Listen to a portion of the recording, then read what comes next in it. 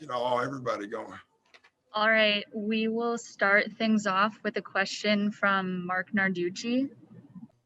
Good evening, Doc. I know they didn't have Tatum these two games, but is there something that you learned out of these two games from your team against, one of the best teams in the Eastern Conference?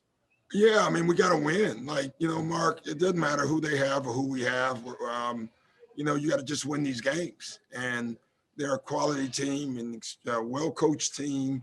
They have lethal scorers on the floor. What I was proud with, it was one of those frustrating games, a lot of junk in the game. You could see it, and we lost our composure for a second and got it back and made runs. That's what you have to do. You're going to lose it sometimes, but to be able to get it back and then make runs was great. I thought that the defensive unit we put on the floor that last 5 minutes, they were phenomenal. And then Ben down the stretch, that was awesome. Thank you. Next question comes from Kai Carlin. Hey, what's going on, Coach? I wanted to get your opinion on Tobias. It just really looks like he's really morphing into a catch-and-shoot three-point shooter. His offensive game is expanding a little bit more. What are you seeing out of him? Is there any adjustment or anything? Or no, we just we stay on him. It's the same thing in LA. Just quick decisions. If you catch it, shoot it. If you catch it, drive it. If you dribble it, pass it. It's pretty simple for him. And when he stays in that formula, he is unbelievable. He's a train going downhill. He's got a beautiful shot. It's when he hesitates and guys get into him is when he gets himself in trouble. He had a couple of those tonight, but I love how he's playing. I love with the confidence that he's playing. He's rebounding too this year for us. So he's just doing a lot of stuff. He's been great. And then there were a couple of times where he kind of went into what you called his bag of tricks a couple of times. I mean, did you like that or? No, I don't like that. But, every once in a while he'll get away with it. But it's not something that we want to get used to. But it's going to happen, and that's fine. He is talented enough to do it. I just don't think he's efficient when he does it. Thank you, Coach. Up next is Lauren Rosen. Doc, you mentioned Ben down the stretch. Just how big was he for you guys in that fourth quarter? He was huge. And it was both ends. He made some passes today. I got to tell you, they cut it, I don't know, at the 6 or 7 or whatever, and Ben pushes the ball up the floor, skips it across. We get a 3. I think it was Tobias. I'm not sure who it was. Then he goes down the lane twice. Then he comes up with a steal. Down the stretch defensively, we put him on Brown. We probably should have done that earlier in some ways, but we had so many guys in foul trouble that we were a little concerned by. Thanks, Doc. Next question comes from Keith Pompey. Doc, what do you think the major difference was with Ben tonight? I mean, this is the Ben that we were used to seeing over the last couple of years, and he just always didn't do that, this season. What do you think the biggest difference was with him tonight?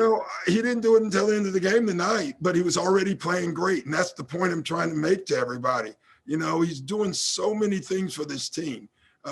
His winning formula is amazing in all the things. Last game, he got no credit. And he was so important to why we won that game with all the things he's doing, the little cuts, the little back picks, the rows and passes. Ben does a lot, and so he can't focus on one thing, like focusing him on just scoring. He's too good for that to me. It would be a waste if that's all we focus on for him. What I did like is he went downhill tonight more and finished at the basket. That's what he has to do. That's what we're working on. Yeah, that's what I was talking about, more so than scoring. He just seemed way more aggressive tonight. Yeah. Just more aggressive. And he showed a lot of leadership. Down the stretch, we kind of let him back in the game.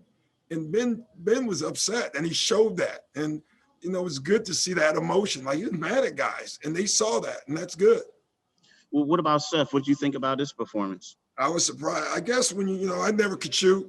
So I guess when you can shoot, Keith. I guess you can take 10 days off or 2 weeks off and still make shots because at the beginning of the game, I was like, this guy has missed games. I was surprised how well he shot the ball and how good his rhythm was. All right, thanks, Doc. Next question comes from Paul Hudrick.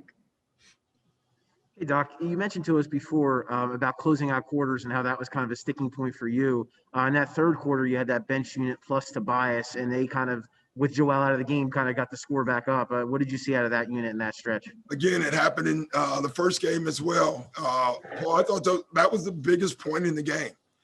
Joel's in foul trouble. We needed to get guys some rest, Ben or Tobias, and we go on a run. And they, when Joel comes back in, we're up 11. I thought that was the difference of the game. Thanks, Doc.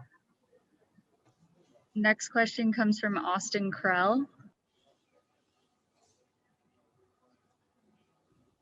Hey, Doc. So Joel goes down hard late in that game. Do you anticipate, he'll make the flight to Detroit, or if he'll play this weekend? Yeah, I do, but I don't know yet. It's a little early. So we'll find that out, but I have no idea yet. Up next is Bob Schron. Hey, Coach. A good game. Coach, can you talk about Joel and his performance tonight off of the game on Wednesday was huge. And also, can you talk about in the context of his and Ben's leadership and how you guys are evolving as a unit? Yeah, we're just growing. You can see it. When you look at Joel's numbers, 11 for 15, didn't force it a lot, made some great plays out, let it come to him down the stretch when they started trapping him. Instead of wanting the ball, he actually was trying to get the ball to move the ball. It says so many things to your teammates. You have 39 or 38 and now you're going to be a passer. It just says a lot. And then when Ben got it going, it was Joel that wanted to call the pick and rolls to get him going more. So I just like how the chemistry of this team, it grows each night. Doing COVID is hard to try to get chemistry. And you can see it growing. Thank you. Thanks. We'll take two more, starting with Jackson Frank. Hey, Doc.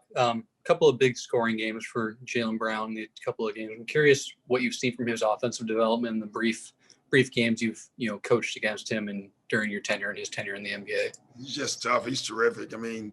He makes hard shots too. Obviously, if you give him a three, he's a dead-eye knockdown three-point shooter. I don't think he was that when he first came in the league, and now he is. But where his biggest improvement and where they've really developed off the dribble, he's really tough. Great in-between game, great all the way to the basket, great threes. When you have all three of those things, you're one of the better offensive players in this league, and he is. Last question comes from Michael Luongo. Thank you. Doc, one of the things that this team has done a number of times so far this season, it seems to have stepped up the defense in the second half, especially when they had to. How nice is it to have a team to know that you can kind of do this when you have to ratchet it up defensive-wise? Like, it's been great. It's what we have to be. Like, we're not going to outscore teams every night. Your offense is going to fail you on certain nights. But when you can lean in on your defense, and we've done that at least 4 games this year, maybe more, where we needed stops and we've gotten them, nothing brings a team together more than defense. And you can see that growing.